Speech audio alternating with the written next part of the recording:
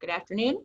I'm Lisa Poff. I'm project coordinator with the Indiana Deafblind Services Project, and we are here for this afternoon's workshop, Availability for Learning with David Brown. So I'm going to turn it over to David to tell you a little about himself and get started. Thank you, Lisa. Good morning, everyone. Well, good afternoon to you. It's still morning here in San Francisco. I just gave a 2-hour webinar, and I know some of you listening now heard that. Some of you didn't, and I've got myself in a bit of a mess. So during the break, I started moving slides from the earlier webinar into this one, and then I changed the order. And now I'm not totally sure what I'm going to be doing, and it will make sense, I think. But I've realized I didn't really introduce myself this morning. Lisa asked me to introduce myself. I started life as a high school history teacher. I was a complete failure at it. I only did it for 1 year. And I moved into residential childcare with children with cognitive disabilities, working in a social services department. And it was the best thing I ever did, because I thought, yeah, special education is where I want to be. And then it's important to say I came into special education with no training. I was a high school history teacher. What I brought with me was the parenting that my parents and my grandmother provided for me. And from that, I learned an awful lot about how to be with young children. I was an early intervention specialist for a long time. And I eventually came into the deaf-blind field in England in 1983. So I've been a deaf-blind specialist for 37 years, and I've worked with obviously a lot of children. I've always been itinerant. So I've always worked in homes and schools. And as time went on, I got asked to do more lecturing and conference presentations and things. In 2000, I moved from London to California just for 2 years, we thought, because of problems with my management in London. And I thought it would teach them a lesson if I went to California. California made it clear I could only get the job for 2 years because of visa issues. And I thought my managers in London would beg me to come back. Well, they still haven't begged me to come back. And that was 20 years ago. Unfortunately, I'm very lucky. The California Deaf-Blind Project asked me to stay a 3rd year and a 4th year and so on and so on. And I'm still here. Although I was early intervention in the beginning, I've now obviously worked with the whole age range up to age 22. And I think it's quite important to stress that babies and adults are no different in many ways. I think the challenges and the strategies we use with infants can also be used with teenagers and adults, as long as we use age-appropriate activities. And I think it's good. It's especially good in early intervention to look at every child and picture them in their mid-20s. I was told to do that many, many years ago. It's a good discipline. But also, I think it's very helpful when looking at an adult to try and think, what happened when they were a child? Where did they pick this behavior up? Where does that come from? So that's me. And I've just realized I haven't opened my slideshow. Right, there we are. I always start with lots of apologies because it makes me feel more comfortable. It might undermine your confidence in me, but it makes me more comfortable. As I said, the 2 topics I'm doing today do overlap a lot. And actually, they were all one, but because I had to split them into 2 webinars, they're kind of chopped in half. So I've taken some of this morning's stuff and put it in this afternoon's, and I apologize for repetition, but I do think sometimes repetition is useful. And as Lisa says, the webinar is being recorded and will be made available to people. So if I say too much too quickly, you can go back over it. There is also a resource list, which I think you already have. And I tried as much as possible to make every article on the list or every video linked. So you can just click, if you have it electronically, you can just double click on the links. And there are lots of articles there by me, but also a lot of other really good, easy to read, easy to understand articles. And I think that's it. And more apologies. Trying to cover these complex topics. I was supposed to be in Indianapolis today with you, and that doing a whole day, and that would have been so much easier and so much better. But of course, that just wasn't possible. I'm much too old to get on an airplane at the moment. I can get on an airplane, but I really don't want to. So there's always a challenge when you're presenting. How much theory should you talk about and how much practice? And I always try and push it towards practice with a little bit of theory. There's the question of form and content, and I probably just messed that up by moving slides. There's what should we really focus on and what should we exclude?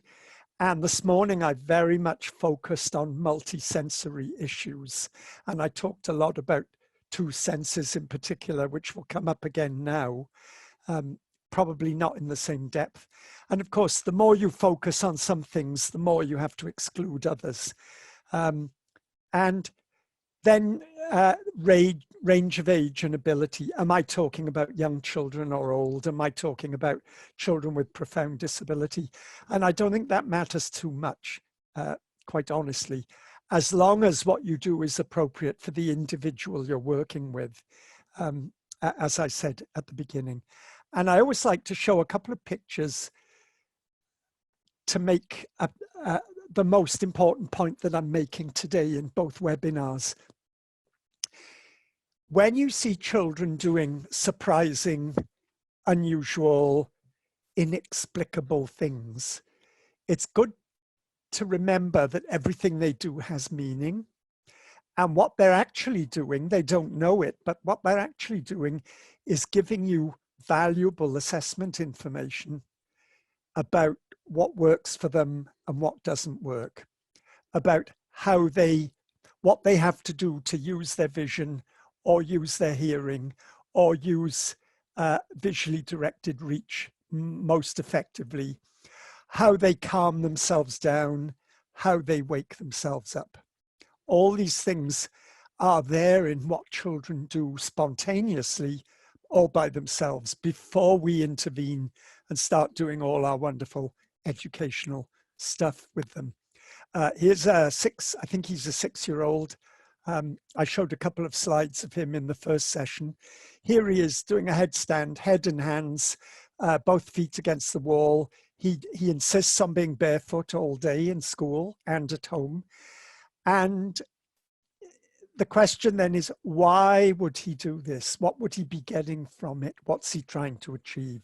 And in fact, if you know this boy, what he's trying to do is get his brain in better contact with his body by adopting this extraordinary posture in order to massively increase the sensory information coming from his body to his brain.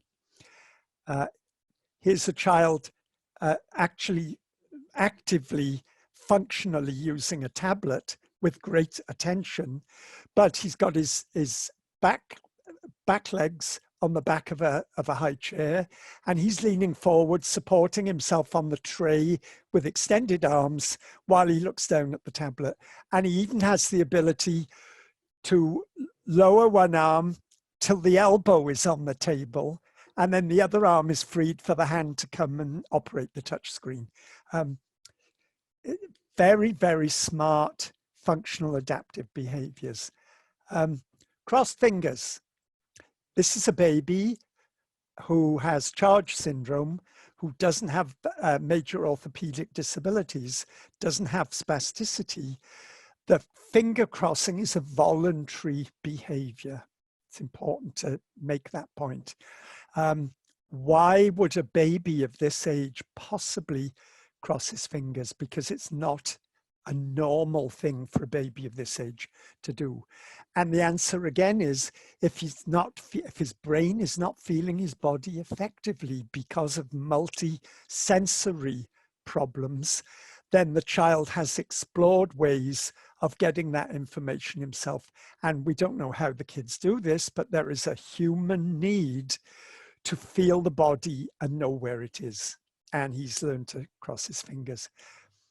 And here's, this is an Indiana child who's on a sun lounger, and he's discovered that those slats are quite loose. And with a bit of effort, he can weave his legs and his feet in and out. And then he gets that pressure, and it helps him to anchor his body in a way that his brain can feel it's anchored. So he's able to relax and get on with things. And this has a lot to do with availability for paying attention. It has a lot to do with keeping the brain calm, but also keeping it alert. And I found this meme on the internet, keep calm and fingers crossed. And I rather liked it because that is exactly what this baby is doing. Managing his own arousal level and getting his brain more free to focus on other things rather than anxiety about, is my body safe? Here's a boy squeezing into narrow spaces. And I've got that quote above. I got the quote from my colleague in Michigan, Tim Hartshorn. And he just makes a point that I made earlier this morning. When children do these rather odd things or rather crazy things, people like to put a label, rather than think about the function of the behavior, people like to label it. And in special education, I think we're very quick to think of autism. We think of behavioral and emotional difficulties. We think of OCD, ADHD, oppositional defiance disorder, or whatever it's called. You know, there are all those labels, and they have a use, but they also can be very dangerous. And if people look at these kind of behaviors, like a boy who persistently squeezes into tight spaces, and all they're thinking is it's autism or ADHD, they're missing incredibly important information about this student. And if we take that multisensory view, that information is much more likely to be apparent to us and available to us. And I'll try and remember to come back to that idea. I talked about it this morning. I also have a problem that if I've done a webinar, I feel like I've covered everything. And I have to remember that I'm still having to go back. And here's a child with a classic going to sleep posture, flat on the back, one ankle up on the other knee, and the foot braced against the wall. Now I'm talking today about availability for learning, and I've got this reference. I don't have, I have the article, but it's in the whole journal of the Visual Impairment and Deafblind Education Quarterly. And I'm not sure that in terms of professional etiquette, I can give the whole journal to people. And I apologize for that. I will be contacting Chris Russell. He works for the New York State Deafblind Project. I will be asking him for a copy just of the article and for permission to give it out to people. I've only just found it a few weeks ago, and I've been meaning to write to him, but of course I haven't, because I've had other issues on my mind. The title is Supporting Availability for Learning, Student-Centered biobehavioral assessment and intervention for children and youth with deafblindness and multiple disabilities. It's a really, really good article. It's very thorough, it's beautifully organized, and it gives you a lot more information about rather more formal, organized ways of doing biobehavioral assessment than I will be talking about in this session today. And I would recommend it. If you've got access to the journal, then by all means investigate and go ahead. The other problem is it's almost the last article in the journal, and it's a big journal. He's on page 56 or something, it starts. So people are unlike, and you have to scroll all the way through it to get to it. But I would recommend that. And as I said, Chris Russell works on the New York project. So if you do a search on the New York State Deafblind Project, you'll find Chris Russell's details there. Availability for learning. It's a phrase I've been using for years, and it's become like a very almost a buzz topic. And witness Chris's wonderful article. And I think it covers an awful lot of issues. And I've made this list as a quick way of running through. The one that Chris focuses on, obviously, is biobehavioral state. And I talk about it a lot. I talked about arousal levels and self-regulation this morning, and I'll do that again this afternoon. And oh, great. And somebody's put a link there. Thank you, Amber. Wonderful. You see, I'm learning as well here. So the whole question of arousal levels, biobehavioral state, and self-regulation. Is this child drowsy and tuned out? Is this child hyper and going nuts? Is this child somewhere in a good level of arousal? And I have a little diagrammatic thing that might help you think about that. Then there's the whole question of assessment. Who's doing the assessment? Are they assessing the right things? Very often when people do assessments, I look at the assessment findings and I think they weren't assessing the right things. They've put a lot of time and energy in, but they're missing what to me are the important things. And they're focusing on these less important things, or they're missing the fundamental basics and they've jumped too far ahead. And that's very common, where I think that's great. What you've done in the assessment is great, but you haven't really looked at things like self-regulation and arousal level and the child's own strategy, self-stimulation strategies for managing those things. So self-regulation, self-stimulation. And as I said this morning, self-stimulation is generally regarded as a bad thing in special education. I'm always being asked, how can people stop a child self-stimulating? Now, I know sometimes children self-stimulate excessively. I know sometimes they do it habitually and it may have lost its original meaning. I know sometimes it can be dangerous or damaging. For all those reasons, we might need to intervene fairly quickly. But self-stimulation, in my opinion, always begins from a sensory need. And children discover ways to self-stimulate because they have a need. And I've already shown you a string of photographs of children self-stimulating. And when you say self-stimulation, people immediately think of things like head weaving, spinning, rocking, hand flapping, finger sucking. They're all self-stimulation, but so is curling into a ball, or standing on your head, or squeezing into a cupboard, or taking a piece of string and winding it so tight around your hand that the ends of your fingers turn blue because you've stopped the circulation.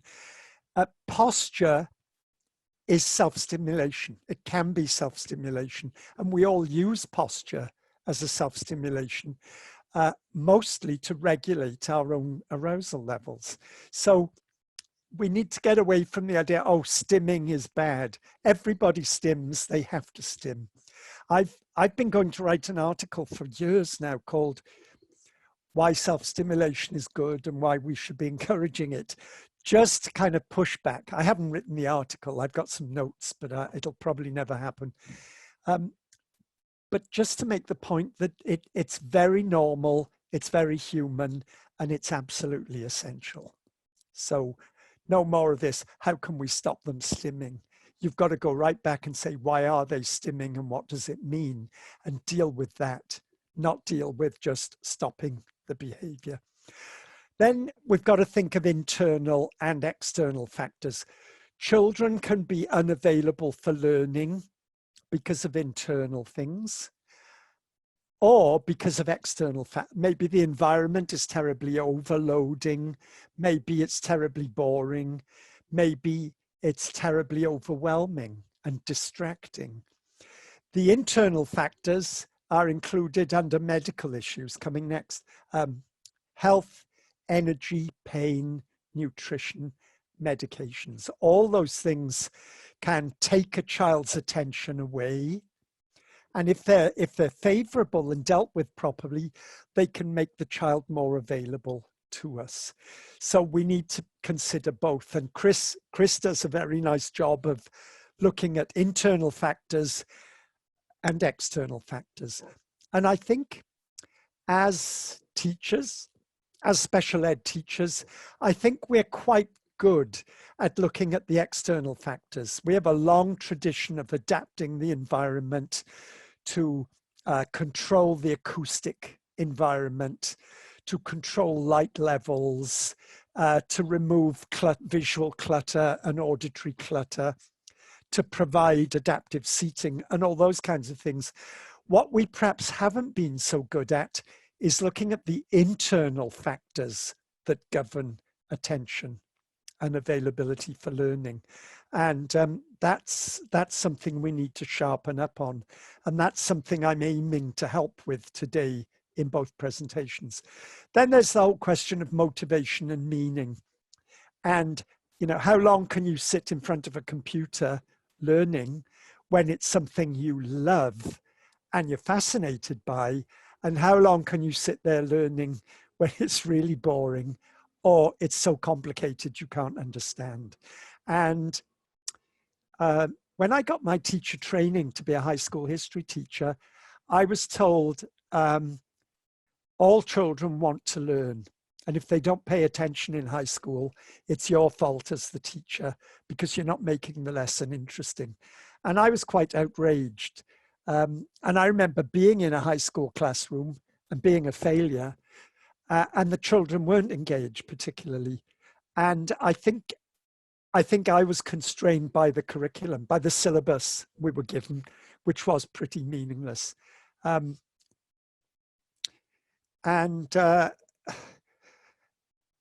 I found myself then years later in the deafblind field saying, well, all children will be interested if you make it motivating. So there was an element of truth in it, giving it meaning. And if you haven't spent time identifying the child's motivators, what do they like, what turns them on, what gets their attention, then you won't have those things available to use in your teaching. You really need the child's motivators, and they're very individualized.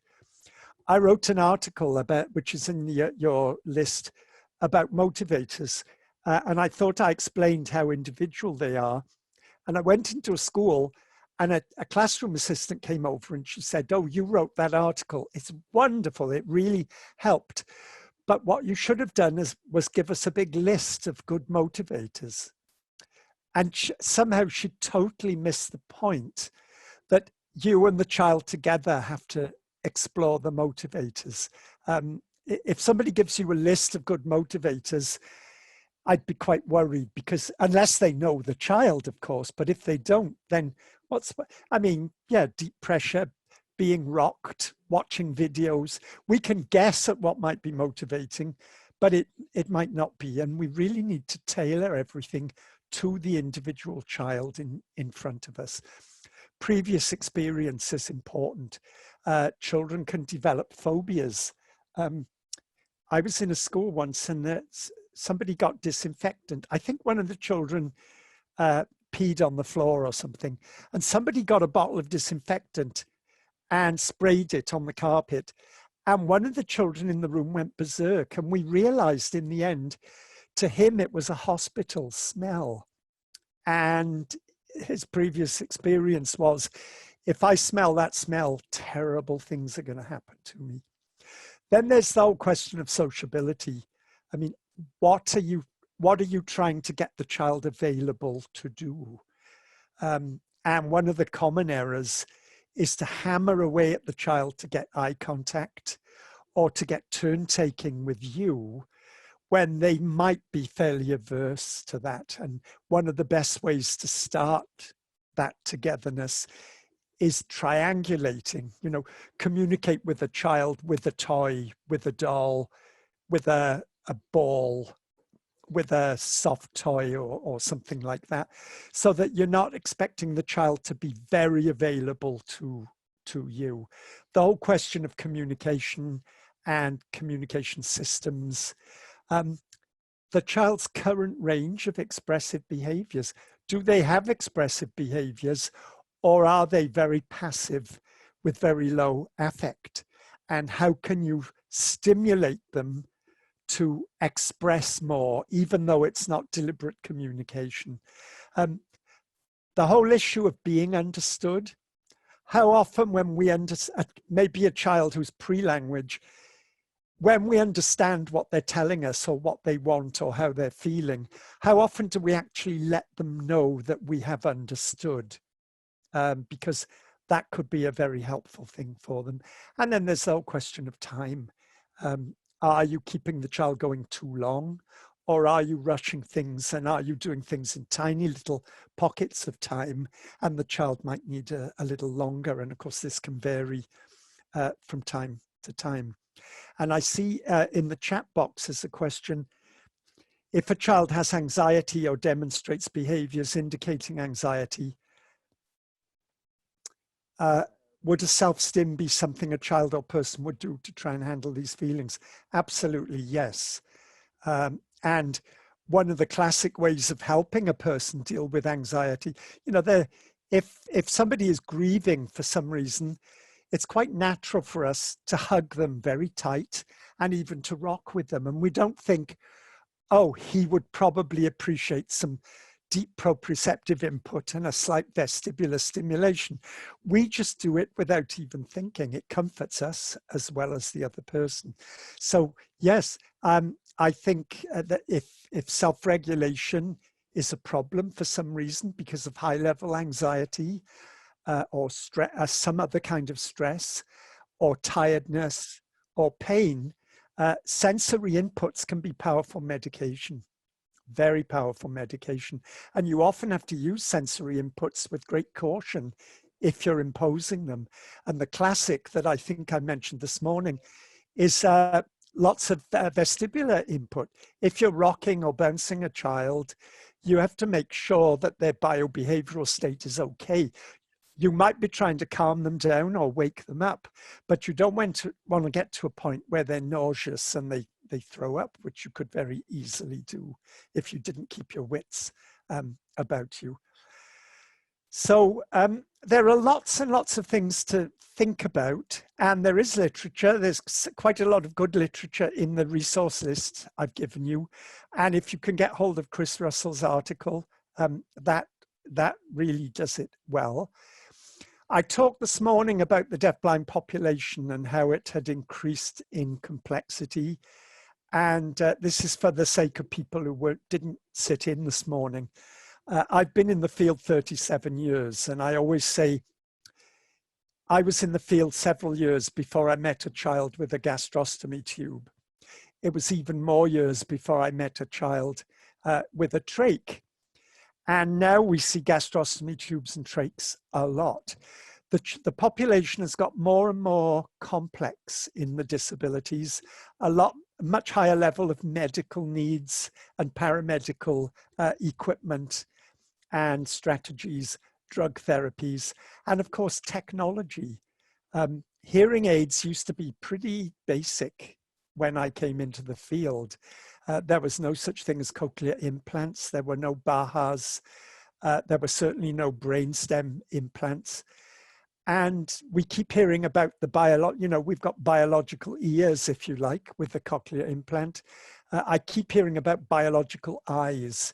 And I remember years ago, someone told me there was a mouse, a blind mouse in Australia, and they'd implanted a camera in the retina, and the mouse could see. And then somebody told me there was a blind mouse, blah, blah, blah, in America. And I thought, oh, there's one in Australia. And then I was told there was one in France.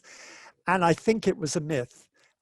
We're all waiting for ocular implants.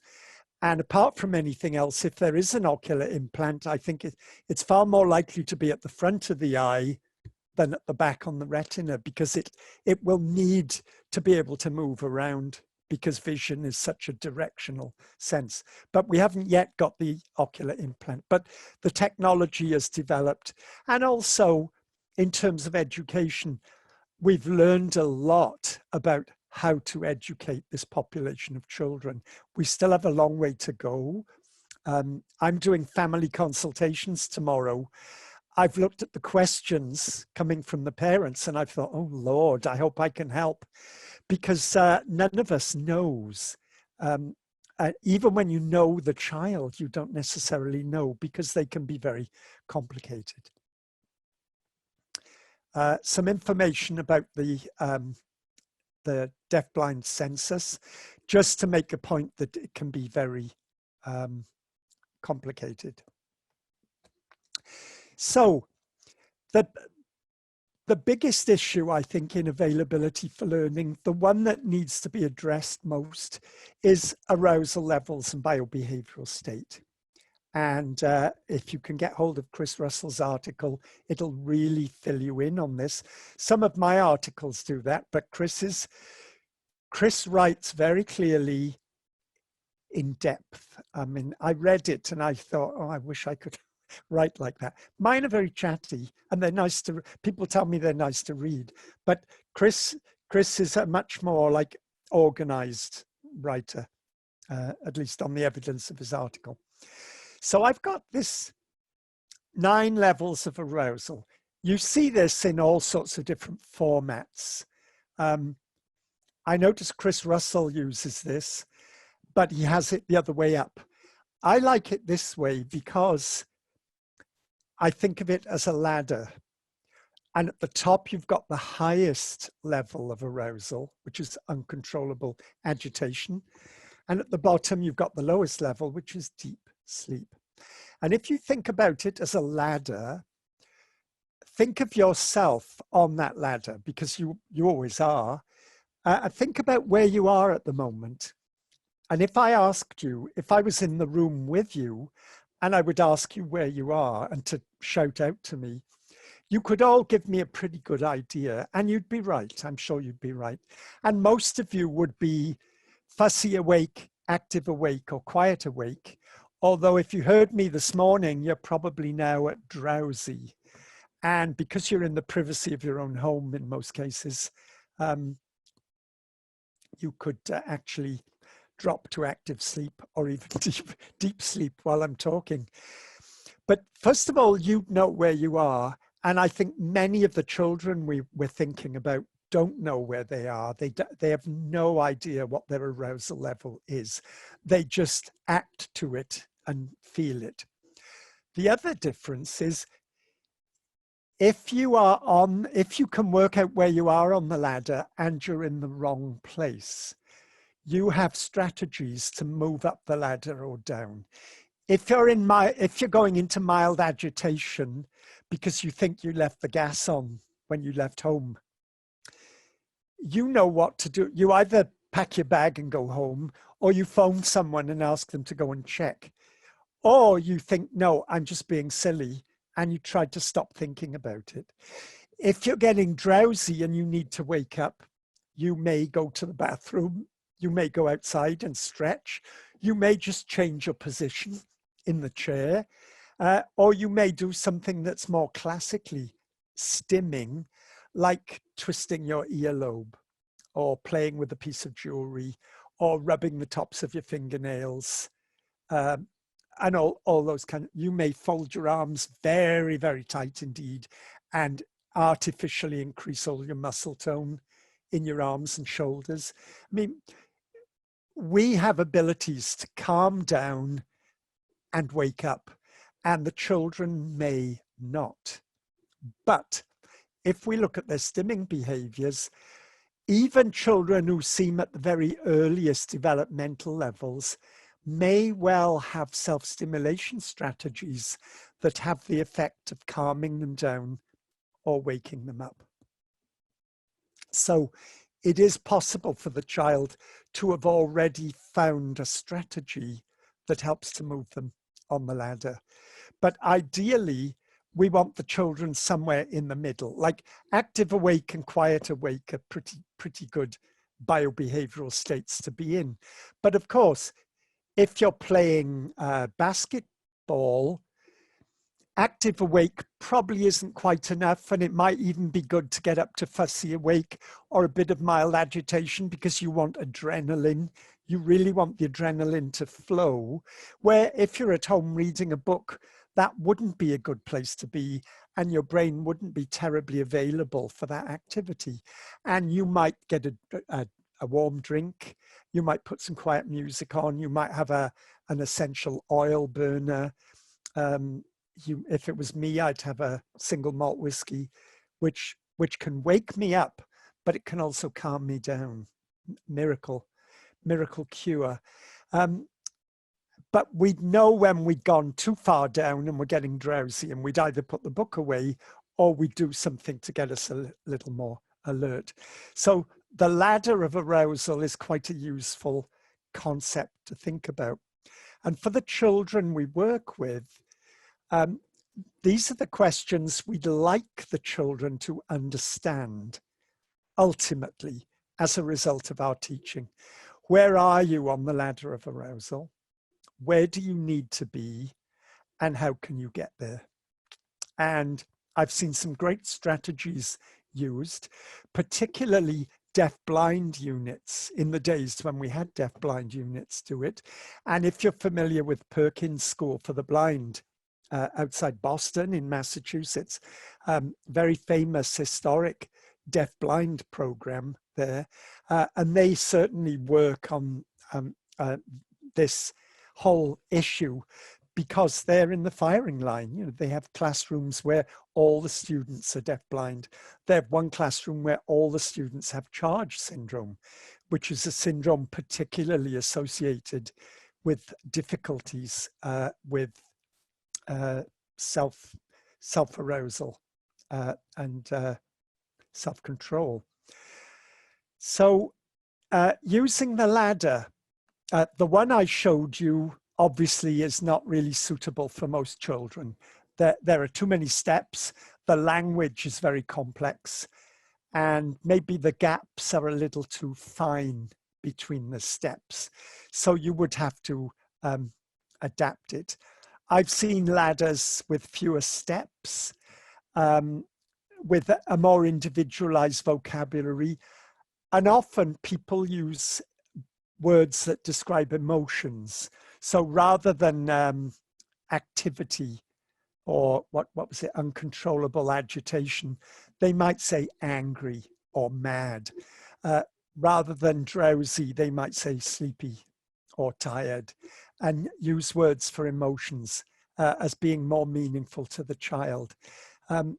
You can use words, you could use Braille, you could use picture symbols, you could use pictures, you could use face diagram, you know, the happy face, the sleepy face, the angry face.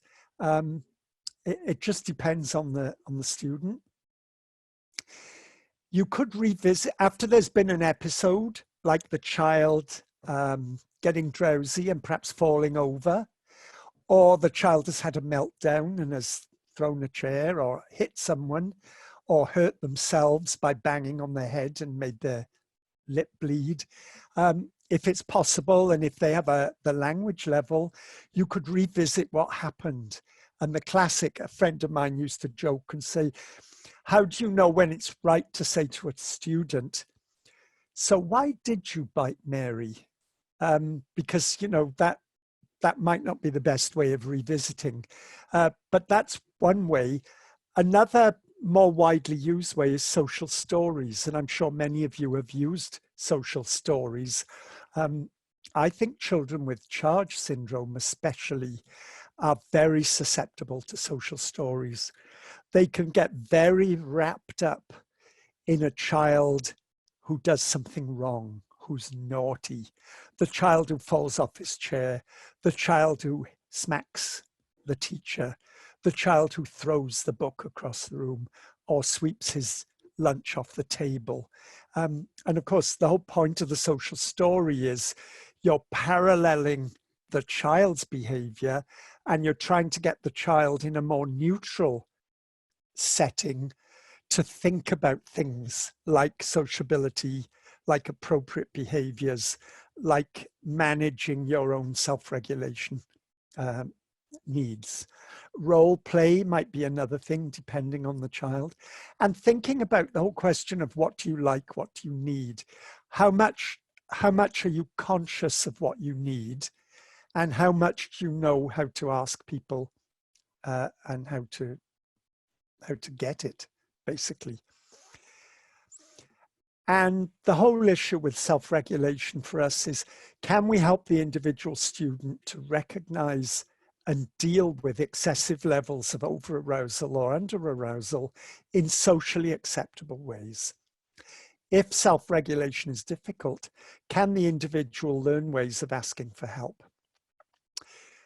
I worked in England in the 90s with a family. The girl was about 12. She spoke English and she had big problems with self-regulation. She was quite tempestuous and she tantrumed a lot and she could be very physical and a bit violent. And we worked on this for a long time. I went into the home and the school. And one day I got a call from her mother and her mother was crying. And immediately I thought, oh God, something's gone wrong. She was crying with happiness because the girl was getting stressed. She tried to calm the girl down and the girl wouldn't be calmed and got more and more stressed. And then came over to her mother, grabbed her mother's arm and said, calm down, calm down. What she was saying was, help me because I need to calm down. And it had worked. The girl was able to recognize in herself and in her behaviors, that's what she needed to do. In other words, she'd realized she was too high on the ladder. She did have a ladder, actually, quite a simple one. And here's an example from the UK. This is, I don't know if you can see it. This is like a weather chart. It's got sunshine at the top and thunder and lightning at the bottom. So the concept is probably familiar to the student. And then it talks about moods. And yet bear in mind, this is English, not American. So it starts with happy and it goes happy, calm, quiet. I can't read the next one and I can't remember what it is. Quiet. Oh God, I can't read it. And the last one is cross, which is a British English word for angry. So you've got, you know, a good level of emotional arousal at the top and a bad level at the bottom.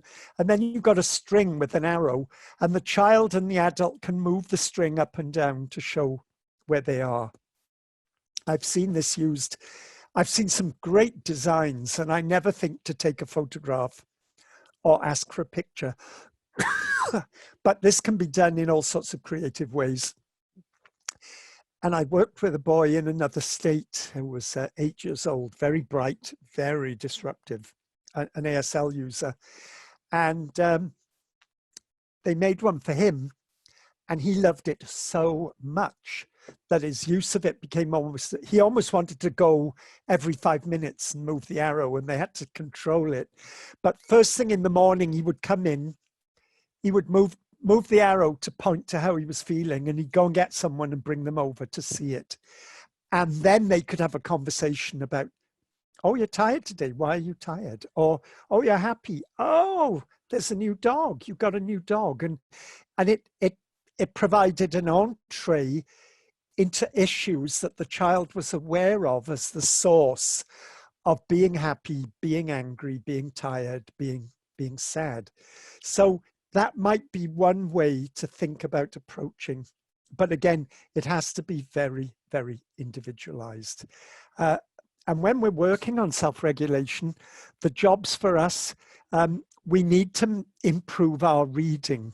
In other words, we need to improve the way we observe and interpret children.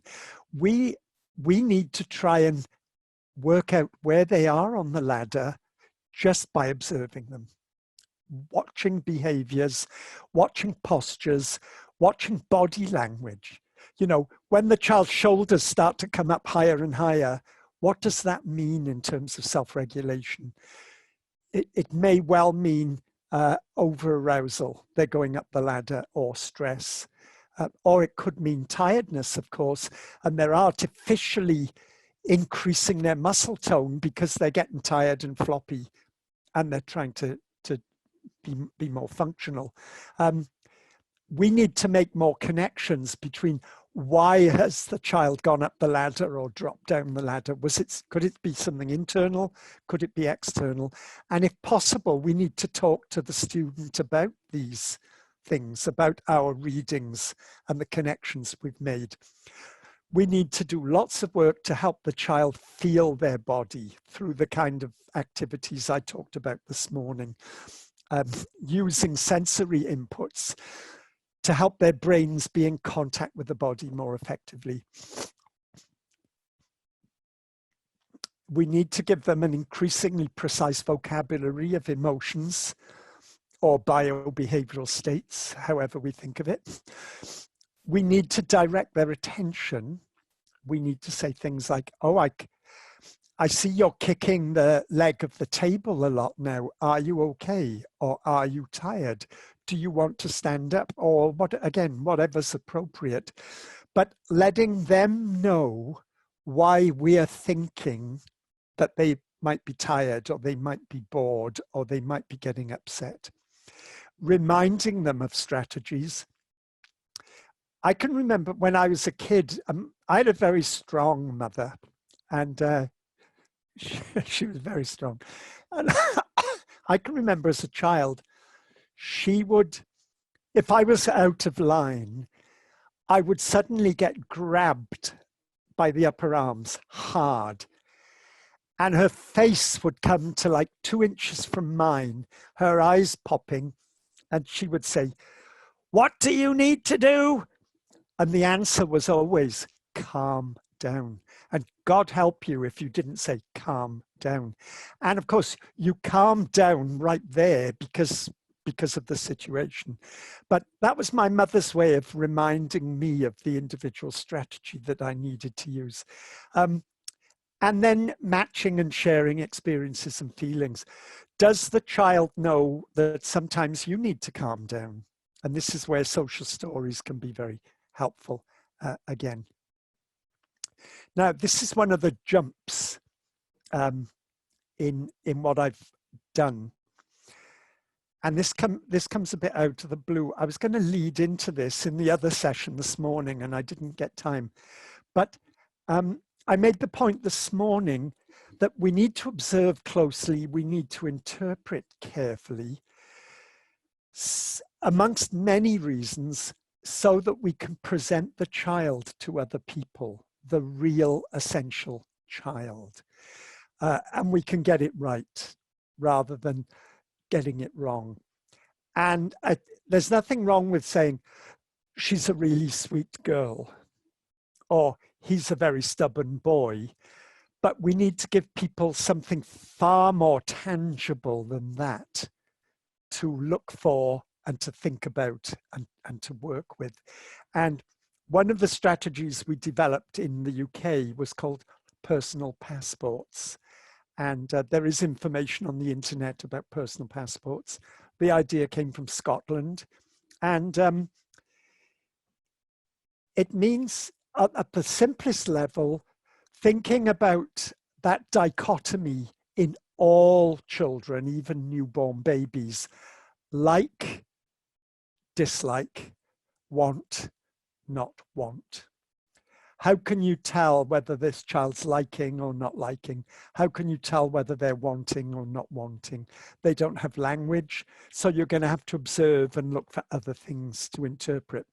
Starting with that, and with a child who's at a very early developmental level, saying, how can you tell if she likes something?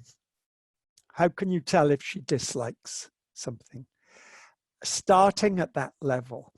And when you sit with a parent and talk about that and give it to them as a little job, there were times when I was quite staggered. I could see parents a month later or 2 months later, and they would whip out a document with all sorts of observations and ideas and possibilities.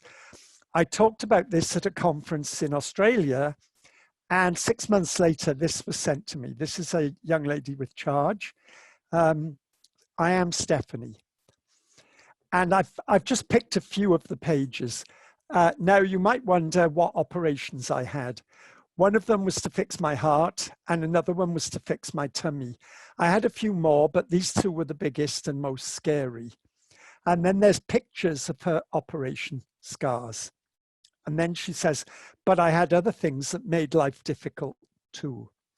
Now, Stephanie wasn't at that language level, but the whole point of the personal passport is it's written in the first person as if it's the child telling you about themselves to make it more, I use the word to humanize the child. They're not a case, they're not a challenge, they're not the next issue in the day. They're a complete human being. And this is a way of helping to get that message across. And Stephanie's mom said she wasn't going to include pictures of surgical scars because she was going to pick all the loveliest pictures in the nicest clothes.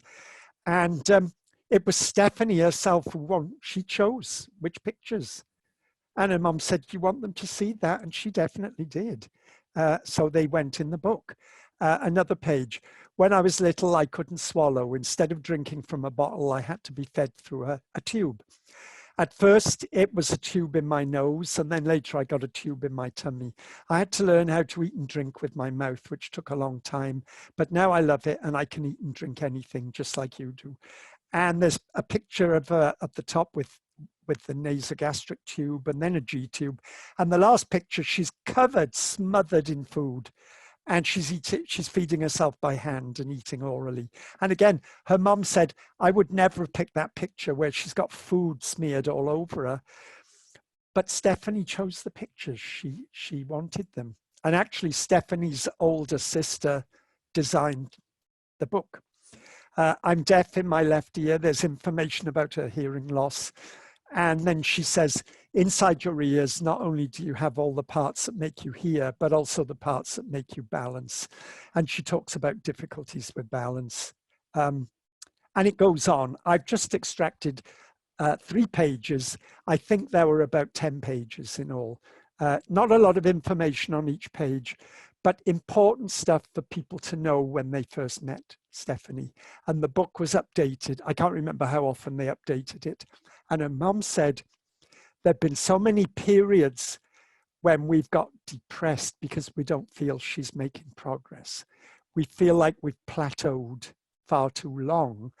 We get out her personal passport from 6 months or 12 months ago, and instantly we say, oh, she doesn't need that now. Oh, she can do that now. Oh, that doesn't apply anymore.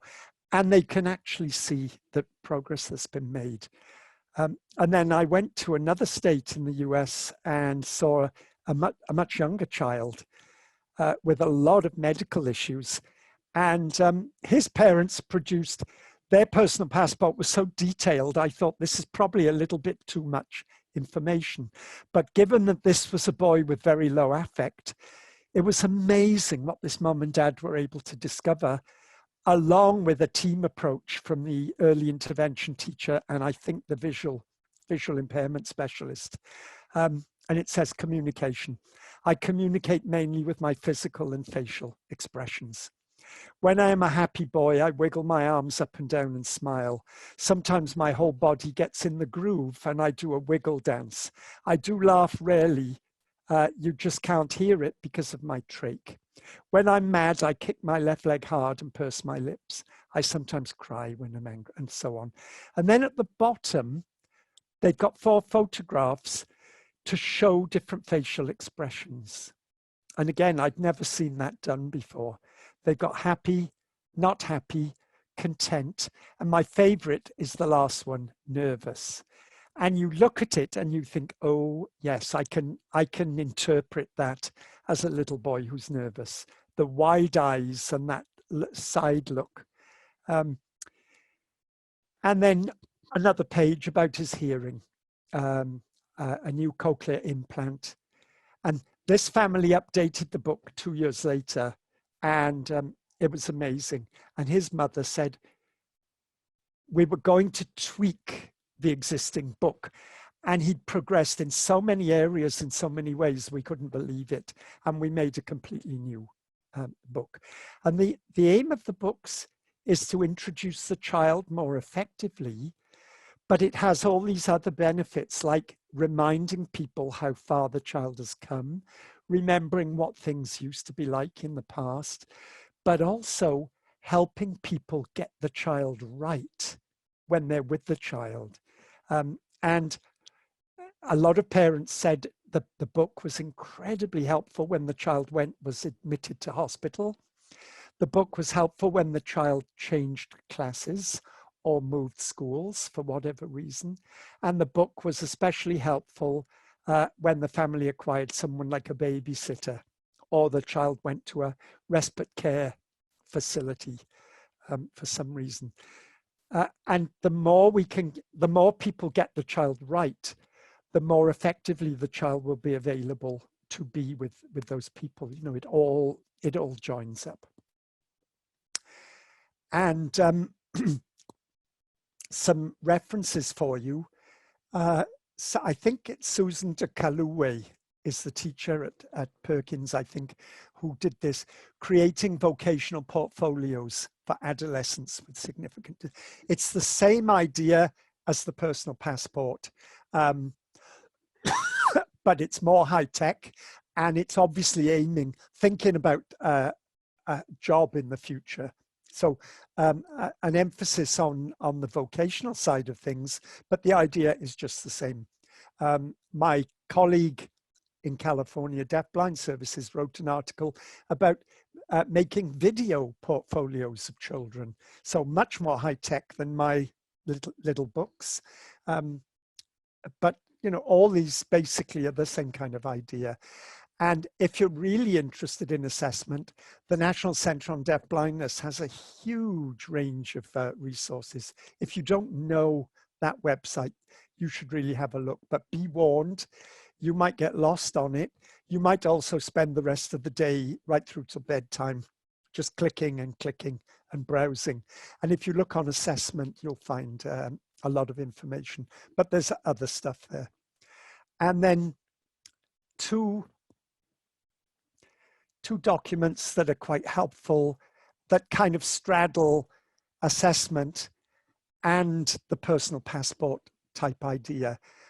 Home Talk is to help families assess their child, give them some kind of structure for doing that. And then many of you will know about the communication matrix by Charity Rowland, which is being widely used now with all kinds of children, but including a lot of children with deafblindness. So I hope this is helpful to you. I've got lots more to say, but I feel as if I've finished now because I keep thinking of what I've already said. And am I just repeating myself, or are we moving forwards here? Oh, thank you, Maren. Very helpful. It's good to know. I hate fishing for compliments, but it really is important when I can't read your faces, and I can't see people leaving the room. So I made the point this morning that deafblindness isn't just about hearing and vision, and it's not just about hearing vision supplemented by touch.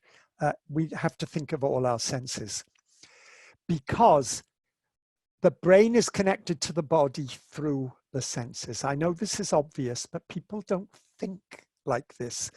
The brain by itself doesn't know anything, and it can't do anything unless it's wired up to all the senses, and the senses are picking up stimulation either within the body or from outside the body and sending that information to the brain.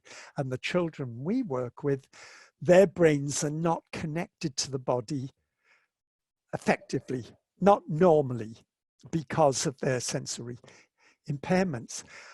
And I like to think that most of the children I work with in this field are not in touch with their bodies very well, or they don't feel their bodies very effectively. And if you think that and then observe them, you see evidence from their behavior, from their postures, from their self-stimulation activities that confirms it. And you can think, yeah, what that child is doing is probably getting his brain better connected to the body. I showed this slide this morning. And it's important to remember that I'm talking here about perception. So, and we're talking about function as well. You know, children go to a vision specialist, and the vision specialist might look at the eyes and say, everything's fine. And then the parents are left very confused because the child doesn't seem to be able to see. And just because anatomically the eyes look perfect, that doesn't mean everything's fine. What the doctor probably means is the eyes look normal, but then there's a big but. But is the child demonstrating normal functional vision? And the answer is probably no.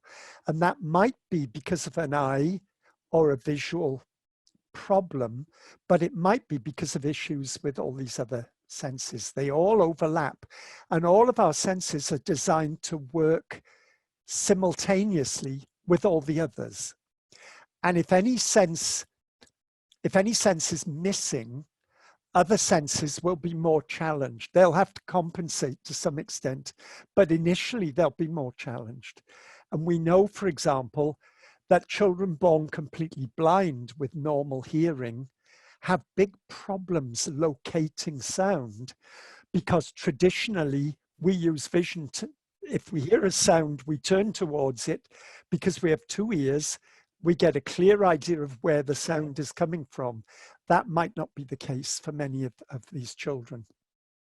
And I talked this morning about proprioception and the vestibular sense as being particularly important. And I don't really have time now to go into that again, but just so you know, I don't think this is coming up in the slides, but the proprioceptive sense is that internal sense in your body that helps you feel where your body is without you actively touching it.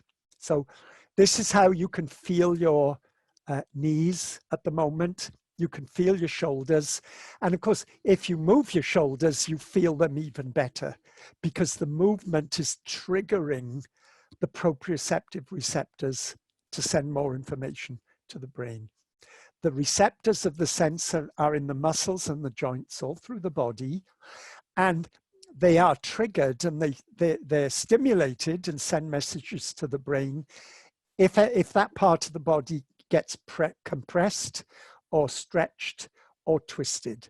And any of those three things, if they happen, are going to send a message to the brain to say that part of your body is being compressed or stretched or twisted. And this is working all the time. And at some point as we develop, we have to habituate this information. You need to know where all your body parts are while you're sitting watching this session, but you don't need to be actively focused on it unless your butt goes to sleep, or a spider crawls across your foot or something like that, in which case it comes to the front of your mind and you do something appropriate about it. And a lot of the self-stimulation behaviors you see are to give the child more proprioceptive input. flexing or twisting, compressing, and stretching. And a classic one is hand flapping, which is actually a major source of proprioceptive input. There's a little bit of vestibular, and of course, there might be a lot of visual stimulation if the child's actually looking at the hands. And it's often used, in my experience, children who hand flap often do it when their arousal level is particularly high. And if you look at them before and after the hand flapping, you can see that the hand flapping has kind of discharged some energy. They've brought themselves down the ladder because they were getting very angry or very anxious or very bored or very excited. And they brought themselves back to a better place by doing the behavior. And then the idea that we should stop children hand flapping because it's stigmatizing and it looks odd.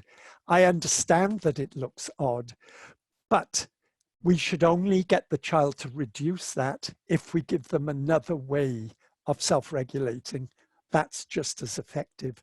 If not, then I would suggest it's better to have a child who can self-regulate through hand flapping than to have a child who doesn't flap his hands and can't self-regulate.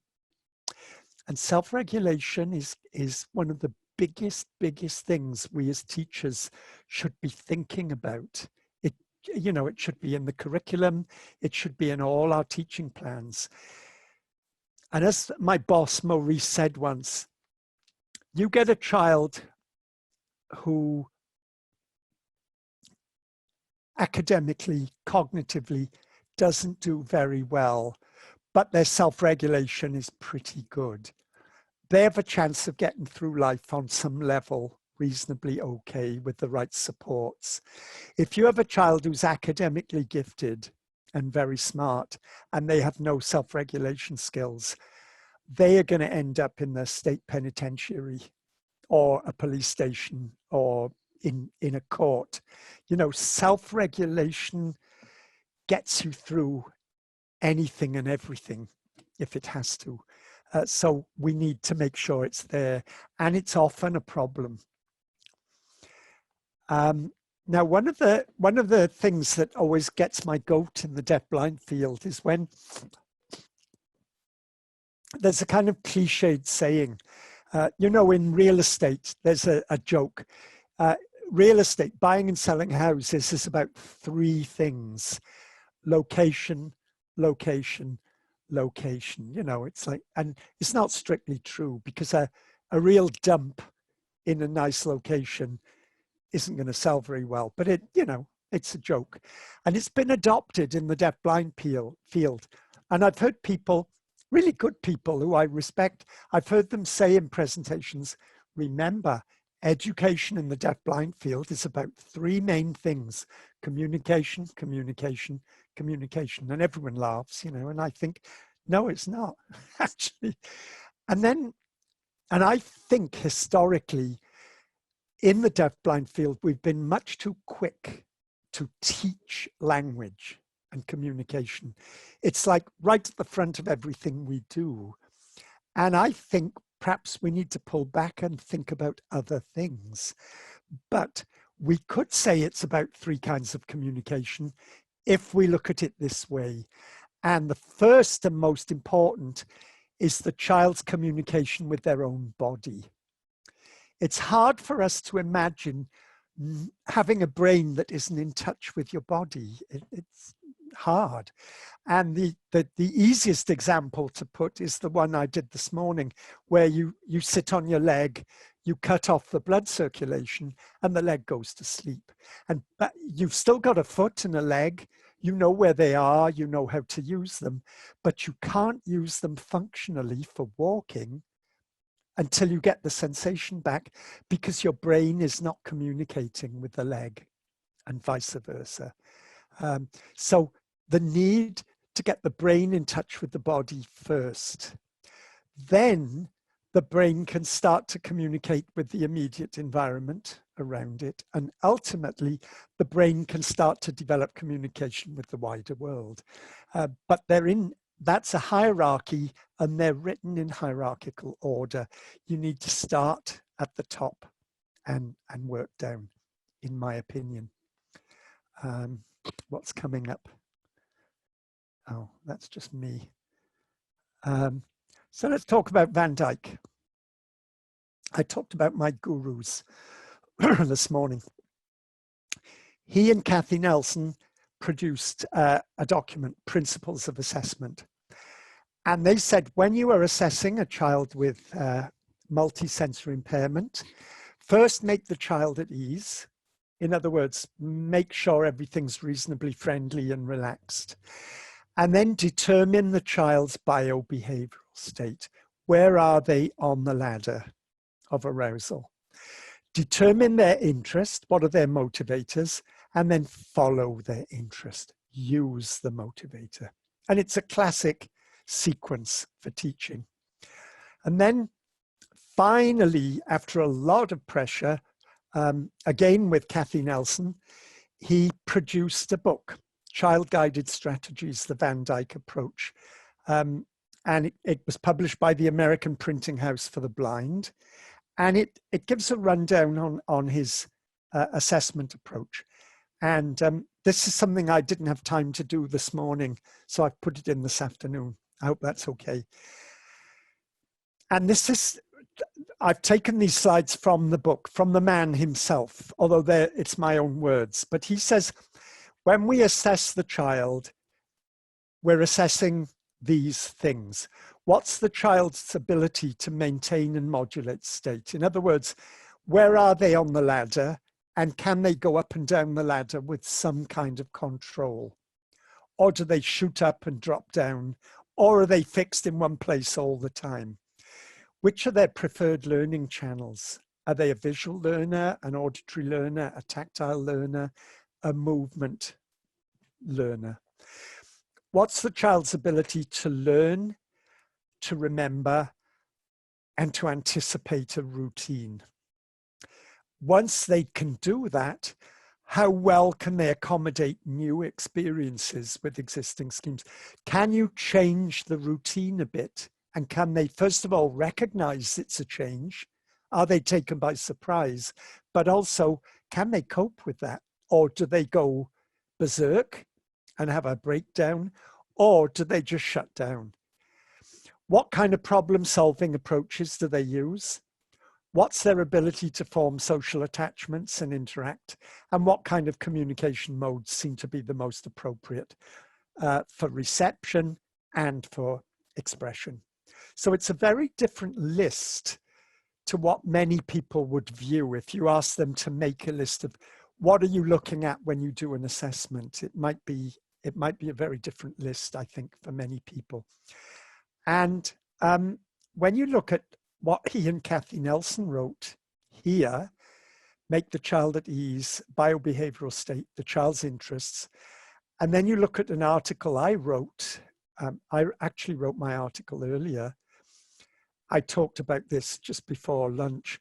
I had 4 assessment questions. How do you feel? What do you like? What do you want? What do you do? And I'm paralleling what Van Dyke says, but in a completely different form of language. And I make the point that the last question is really important. One of the most important early assessment questions is, what do you do? All by yourself, under your own volition, that you've come up with. And what can you do is the teacher question. And when you start testing the child and stretching them, which is perfectly okay, that's when you're trying to get an answer to the question, what can you do? Because you want to get the child to the threshold of their ability. You want to form a baseline of what they can do and start teaching from there. But first, you need to find out who they are, what they like, what their motivators are, and what they do all by themselves. I think it's important not to jump the gun too much. And I won't go into this too much. I've got a lot of slides from me. But I will, before I go back to the other authors. I worked with a girl a long time ago, 25 years ago in London. And she was coming up for a big assessment period, and we all did assessments. And I got copies of them, and I was quite shocked. And I've I've got extracts from, hold on, sorry, I'm getting in a knot now. Yeah. I took 3 of the assessments from 3 of the professionals in her team who did deficit assessments. The assessments told you far more about what the girl couldn't do and wouldn't do than they told you what she could do. And I've extracted some words, and these words are literally taken from professional reports. Refuses to look at faces. And of course, there's no way of knowing that she's refusing because it's a complex topic. So you've got a value judgment there right from the start. Dislikes her hands being touched. Does not speak or sign. Fed by G-tube. Low muscle tone and refuses to sit up. There's the R word again. Sucks her fingers most of the time. Refuses to watch other people, so cannot imitate. Shows no awareness of bowel movements. Rocks side to side a lot. And all the reports to me conveyed the impression of professionals who were feeling very frustrated by this very complex girl who was difficult to teach. And that's fine. We're paid to work with complex children who are difficult to teach. But when we're writing an assessment report that shows the results of our evaluation, we shouldn't be producing this kind of negativity. The only positive things I could find in the reports were statements like fed by G-tube or low muscle tone, but not refuses to sit up. And then I looked, no false modesty. I got my report and I picked out some of my assessment findings. She likes to be flat on her back. She enjoys looking at lights. She often kicks her heels hard on the floor. She often pats or rubs her hands on her head. She often grinds her teeth. She likes rocking and bouncing. She holds objects very close to her eyes for visual scrutiny. I also noticed that she removed her hearing aids every time they went into the bathroom at school, but she wore them out in the classroom. And if you think about these observations, every one of them is there to give the reader an insight into the child. Who is she and what's she like? But they're also there to say, you might want to think about this when you're teaching her. So the first one, maybe you could do things with her flat on her back to start with and see how you go. Enjoys looking at lights. Maybe you could bring lights into your teaching. You could use them in some way. Often kicks her heels hard on the floor. Is it the noise she likes? Is it the deep pressure? Let's explore and think about it. What kind of sensory inputs is the girl getting from these behaviors? Grinding her teeth, rocking and bouncing. Why would she hold objects very close to her eyes for visual scrutiny when someone else told us that she refuses to watch other people, so she cannot imitate, and she refuses to look at faces? To me, that suggests maybe she can't see. But here you've got not just that she can see, but there's a specific behavior when she's using vision that might give you a clue about visual acuity, the best distance at which to use her functional vision. And I was being sarcastic. If you look at the title, same student, extracts from one successful, appropriate, and useful. And that's me, folks.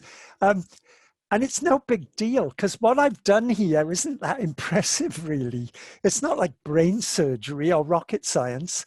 I've observed the girl and I'm thinking, boy, if I was going to be her teacher, I'd like to know that. I'd like to know that they're the things she does. They're the things she likes. And then from that, I could extrapolate. So what are we going to do with that information? But if all you know is that she refuses to look at faces, what are you going to do? Force her to look at faces? That'll just make the problem worse. Dislikes her hands being touched. You're going to touch them all the time. That kind of deficit reporting doesn't give you an idea where to go. It's so closed off, and it kind of damns the child. And she was very cute, and very frustrating, I must say. So back to, and that parallels personal passports as well. Obviously, we're avoiding deficit reporting and we're going with positive ways forward that open the child to another person to help that person respond and introduce themselves and be available in a positive way.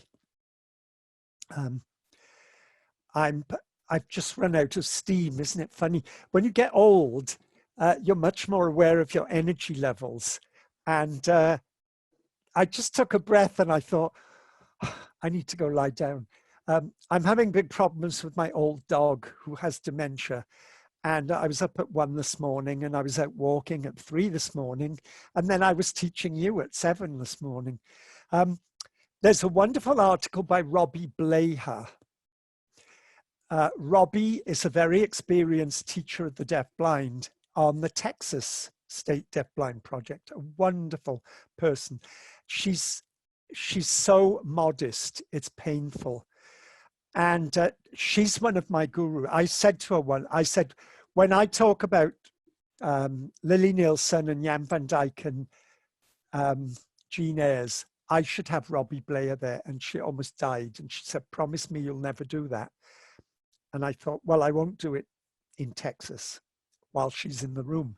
But she wrote this article, Thoughts on the Assessment of the Student with the Most Profound Disabilities. And I would recommend it. And I love the fact that Chris Russell from New York, I gave you a reference for his article right at the very beginning. He references Robbie's article and he has a large quote from it. And I just thought, yes, this is a seminal article. This was very powerful. It's over 20 years old now, but it's important. A few things, you know, she says, maybe what are we investigating? And surprise, surprise, she talks about biobehavioral states. She talks about self-regulation, the ladder of arousal. What range of states is exhibited in this child? What are the most common states? Is this a very alert, hyper kind of child? Is this a very drowsy, spaced out kind of child? Is this a child who's pretty receptive and pretty alert? Is this a child who goes from hyper to drowsy and asleep and nothing in between? Those kind of observations. Can the child reach the quiet alert or active alert state? Can they get into that middle of the ladder by themselves? Is the child able to maintain those? Or if you can get them in the middle, if you don't keep supporting them there, do they start dropping down the ladder or shooting up? Are there problems in shifting states? Is it hard to calm them down? Is it hard to wake them up more? And what variables affect state? Is it things inside the child maybe? Or is it things outside? And of course, this is a big project. You're not going to go in for an hour and come up with answers to these questions. But these are the kind of questions it might be very helpful to have in mind. And if you read Robbie's article and then read Chris Russell's and then look at some of my stuff, it'll get you in a good place. And then Robbie talks about which are the most effective sensory channels for gaining the child's attention. Which are the best sensory channels for conveying reliable information to the child? How much sensory information delivered at what pace helps the child to attend? And what channels are associated with orienting reflexes? And that's something, Robbie talks about it a bit. Chris Russell goes into it in a lot more depth. So I'm gonna move on because I've still got a lot to do. And we have just over half an hour. And we still have 41 people. I know that doesn't mean you're actually awake or listening, but that's good. And then more questions from Robbie. What did the child used to notice but doesn't anymore? And if I was in the room with you, I'd say, what does that relate to? Think about what I've already said. She's talking about sensory modulation. She's talking about habituation. Is the child able to, they perceive something, are they able to blank it out while they focus on other things? Does the child stop responding after 2 or 3 times? That's real habituation. Does the child seem to associate things, events, and people together? Does the child show anticipation? Does the child show surprise at changes in a familiar routine? Does the child know familiar from unfamiliar people? And you can see there the parallels with what Van Dyke and Kathy Nelson were suggesting. And it's not surprising because we're all in the field of deafblindness, and there's like a communal philosophy and a communal spirit. And then lastly, she talks about movement and posture. What specific voluntary movements does the child exhibit and in what positions? So she's now allowing for children with orthopedic disabilities or with involuntary movements for some reason. How do different positions affect the child's level of arousal or biobehavioral state? Yeah. Does transition from one position to another cause significant change, and so on in the biobehavioral state? So there's lots and lots of good information there to get you thinking.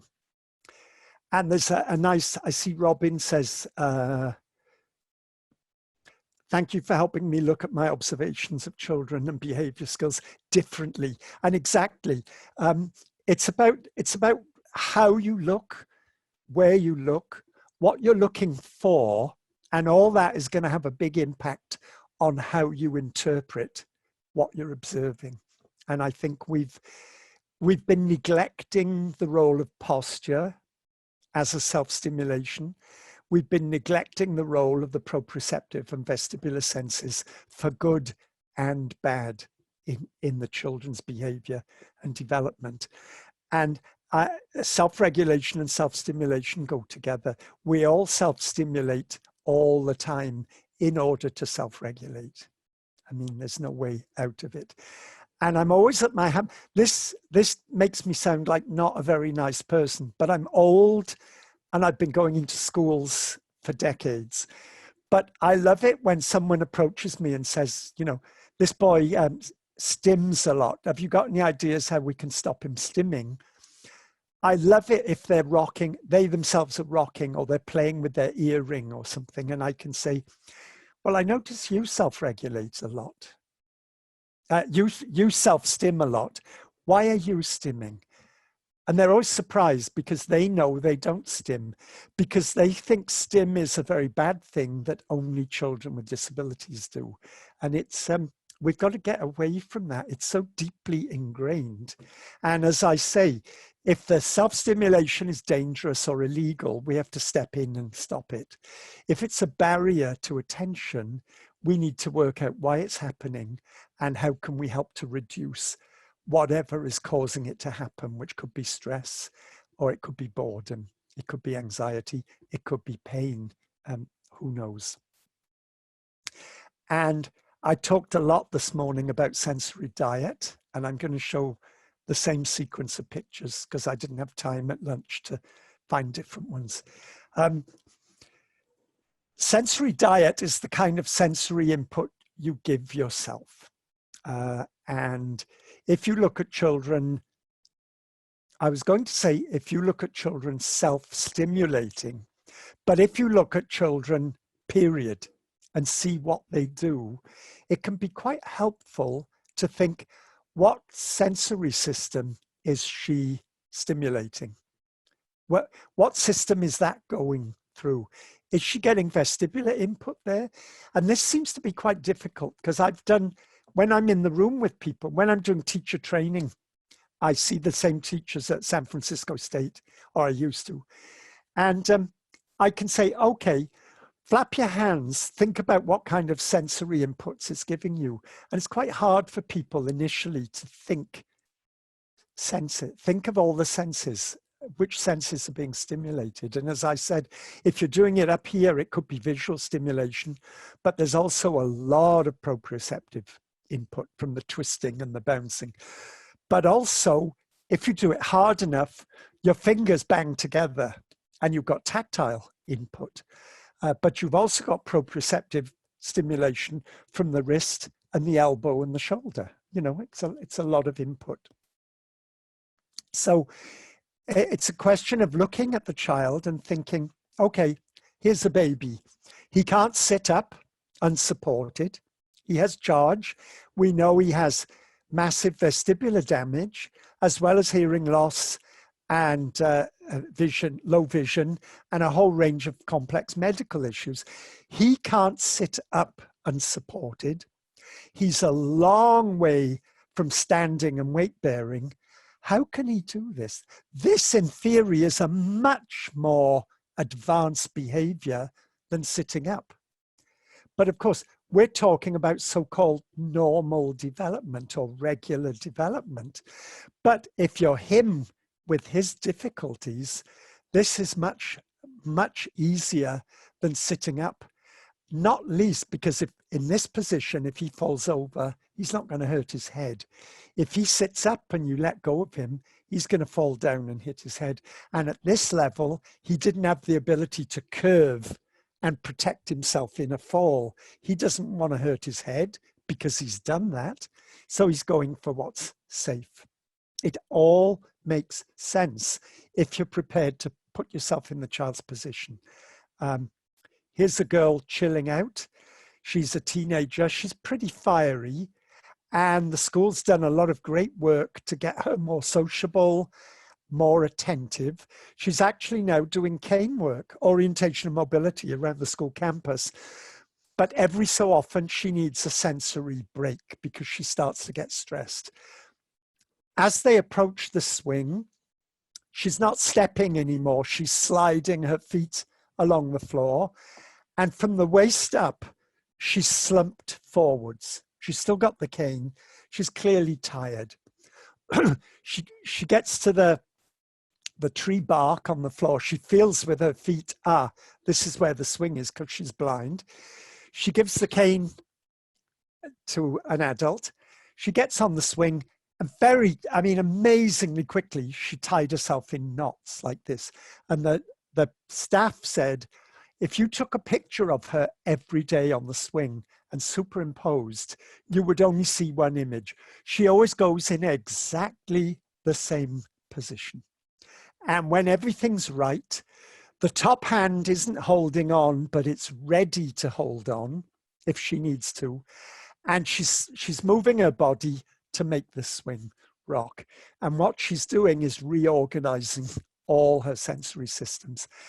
She only has about 2 minutes on there, and then they tap her and say, come on, time to go. She gets off, and as they walk off, she's lifting her feet. She's no longer sliding them. She's lifting her feet, and the top half of her body is erect rather than flex forwards. And the cane work is much more regular and effective. She's sweeping with the cane and tapping the floor much more effectively. She's reorganized her system. She's now much more available for learning from the activity. Kids say, where is my head? Because if the vestibular sense is damaged, they don't feel their heads. Kids squeeze into tight spaces. What's this boy getting? Touch and pressure. So it's tactile and proprioceptive predominantly. And then there's biting and chewing, a major source of proprioceptive input. And here's somebody in a medical exam. They're sitting in a weird big chair and they need to know where their body is and that it's safe, and you clench. You know, I'm traditionally, they used to laugh at me in my staff meetings because when I fold my arms tight, it always means I'm getting very tired and very bored. And I had to remember in staff meetings not to do it. And I would, if I was tired and bored, I'd do it. And then one of them would laugh and I'd realize I was doing it. The need to get that containment and to know where everything is and to give yourself some pressure, some deep pressure or some twisting is very powerful. And the postures I've talked about and shown you have a number of functions. First of all, it helps the brain locate the body, especially the head. Secondly, it helps the brain confirm postural security. Where's my body? Here it is. It's not moving. It's all fixed. I'm not going to fall. I don't need to worry. I can be available for my teacher or the video cartoon I'm watching or the book I'm reading or whatever. The postures may help to stabilize the body, to stabilize the head, to stabilize the eyes for visual tasks. I talked this morning about a reflex that actually is a vestibular reflex that helps us to keep our eyes fixed on a visual target while the head is moving around. And if the vestibular system can't do that, you have to keep your head steady if you want to remain looking at something, because every time your head moves, the eyes get taken away with it. And then there are some postures. One of the common ones is stretching back over the edge of a couch on the back, extreme extension, which could be a way of reducing the pain of chronic constipation, which is a common issue. It might also be a way, if the child has breathing difficulties, a way of opening up the airway. So it's good to think about those two specific possibilities. And then last and perhaps most importantly, to self-regulate. Think about how you wake yourself up and calm yourself down, and you might see some quite surprising parallels with the children you're teaching and assessing. And I've talked a lot about posture and positioning, and I think posture should be included as a self-stimulation and a self-regulation behavior. And I don't think it's been looked at in those terms often enough. And I think as I said this morning, I'm an occupational therapy wannabe. I suppose I'm also a physical therapist wannabe, but OT is the thing that really fascinates me. But I think as teachers, we have a role in educating the therapists. And my goodness, the therapists have a huge role in educating us because they know stuff that should be absolutely central to what we're doing. It isn't just about providing the right chair. And the more we can help therapists see how crucial they are to the child's educational program and educational development and behavior, the better. Oops, I've lost my slides. And there's a nice quote from Jean Ayres, the OT who created the idea of sensory integration therapy. She said, after air to breathe, postural security is our next most urgent priority. And I love that quote. That might be the most important thing to remember from my 2 webinars. In other words, the thing that produces the biggest rush of adrenaline in us, the thing that we most urgently deal with, is suffocation. If our airway is threatened, we need to do something about it. The next biggest rush of adrenaline is if we feel our postural security is challenged and we're going to fall. And most of us whose sensory systems are intact, we know very quickly through our vestibular sense if postural security has been challenged, and we might lose it.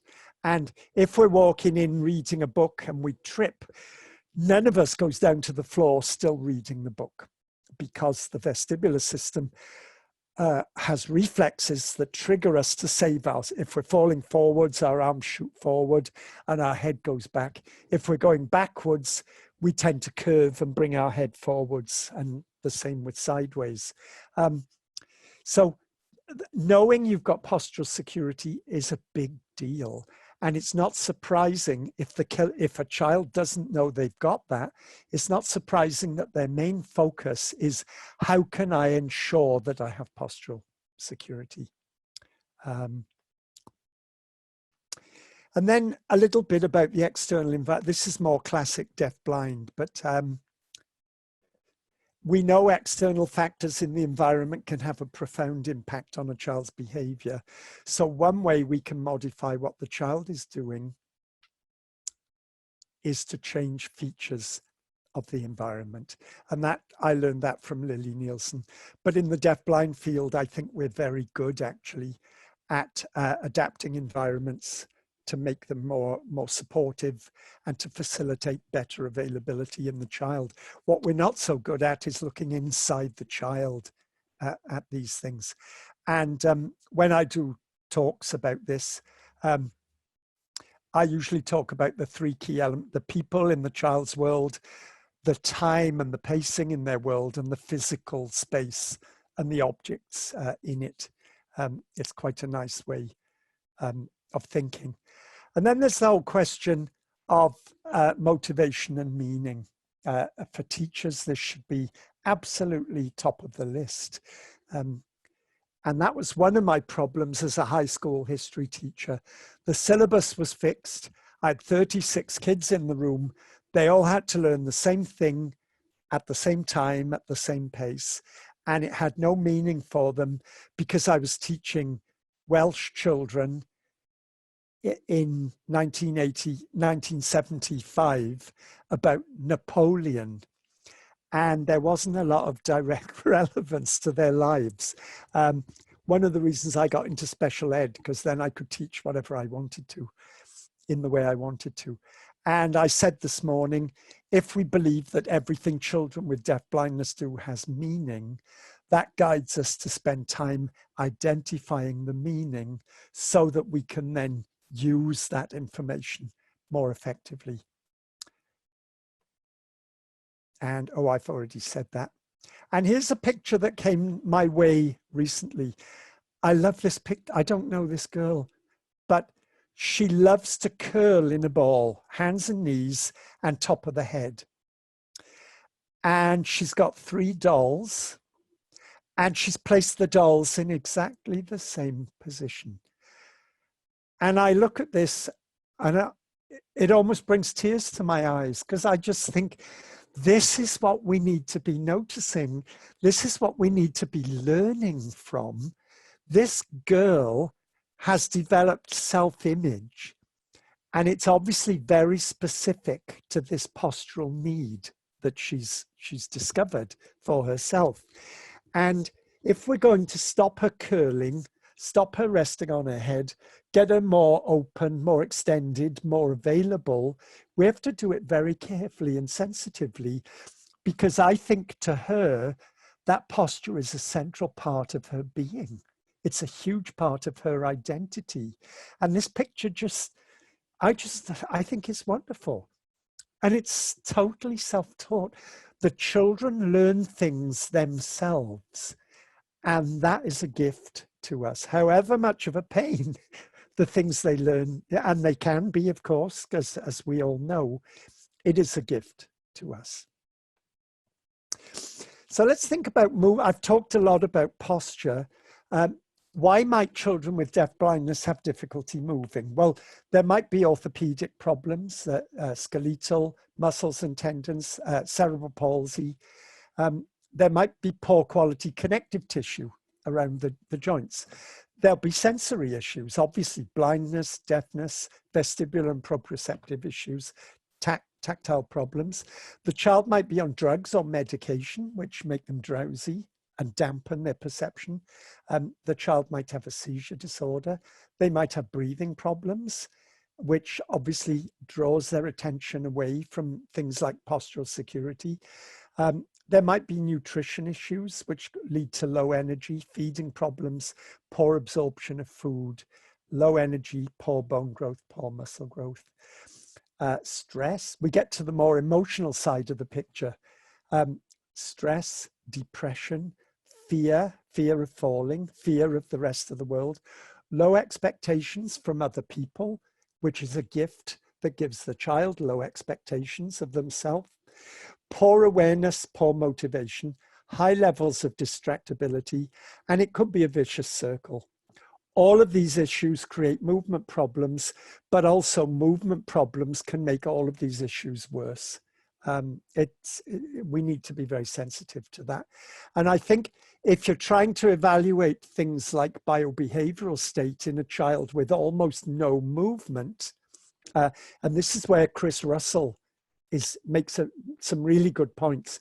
We need to think about things like breathing rate, pulse, muscle tone, body temperature, posture, facial expression, vocalization, eye movements, and avoidance.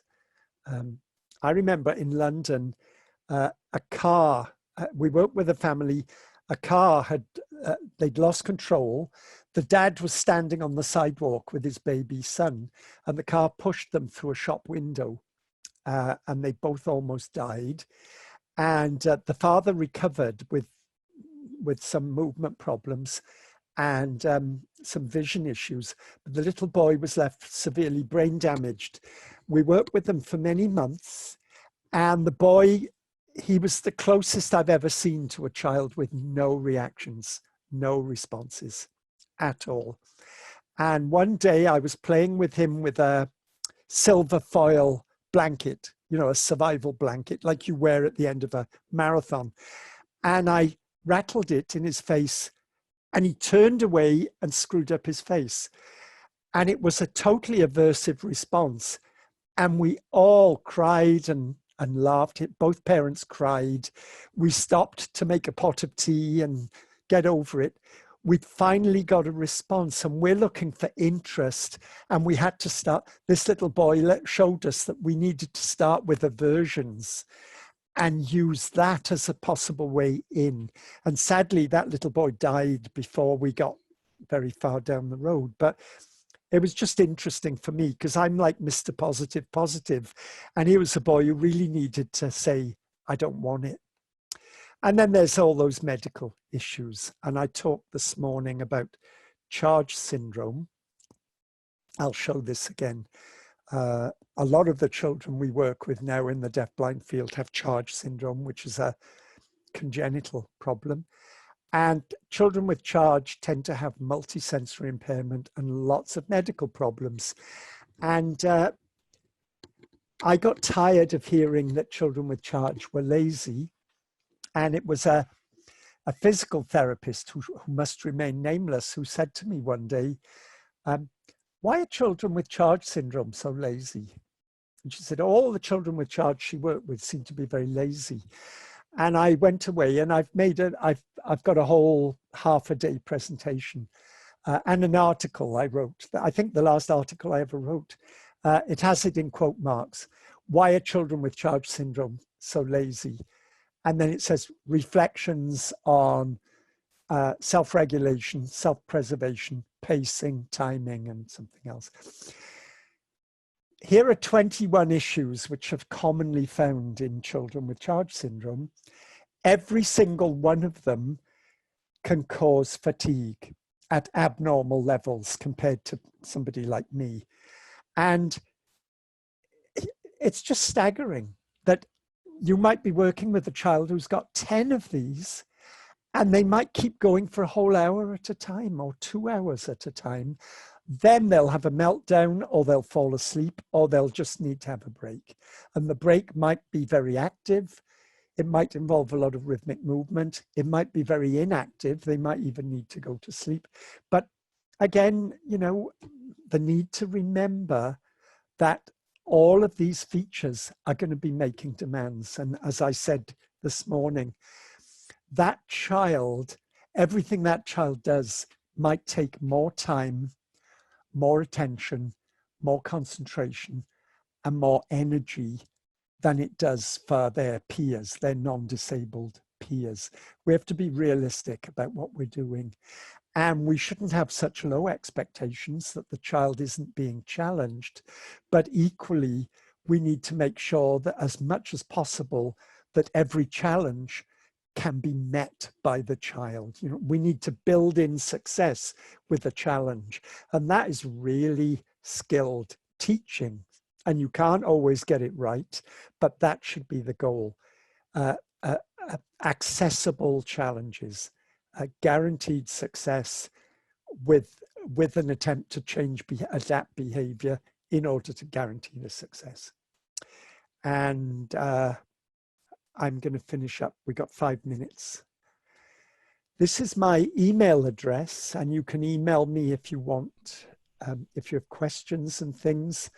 Though I think between this presentation and that resource list I've sent you, you've got a lot of information. Believe me, the resource list is very long and everything should be available online, but you can contact me if you wish to. And I do get back to people eventually. And I have to thank Lisa Poff because she's so charming and she's just so nice to work with. She got me to Indianapolis when? 10 years ago? Probably. About that. Karen Gale was still there, just about to go. And I did a Charge Institute for Lisa, and I loved it, and I still remember it. And it was quite a small group. And I remember face-to-face individual consultations. And that's what we were going to do this time, to a certain extent. And of course, it couldn't happen. And Lisa caught me in March of last year. It was a long time ago. And she said, not this fall, next year. And I remember thinking, wow, this is planning. And we'd come up with such great ideas. And then it all got shot to pieces, of course, by the coronavirus pandemic. So we're doing it this way instead, which is okay. I mean, it's better than nothing, but it's, as you said to me, Lisa, it's much more complicated this way. Sometimes. Much more complicated. So I hope that was helpful.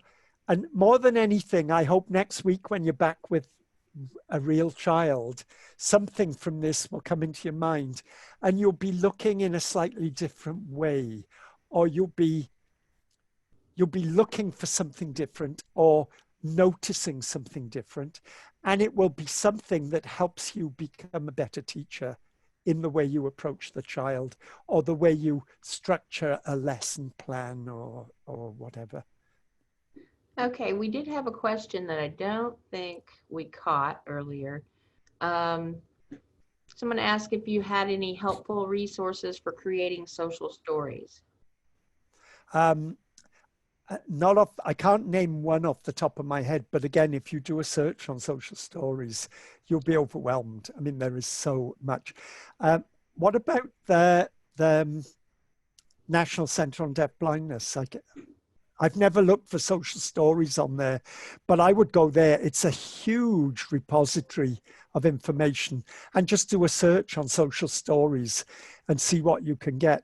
If all else fails, email me and I'll think about it. I've got a colleague in England who I think recently either did an article or a slideshow about social stories, possibly. I'm not, okay.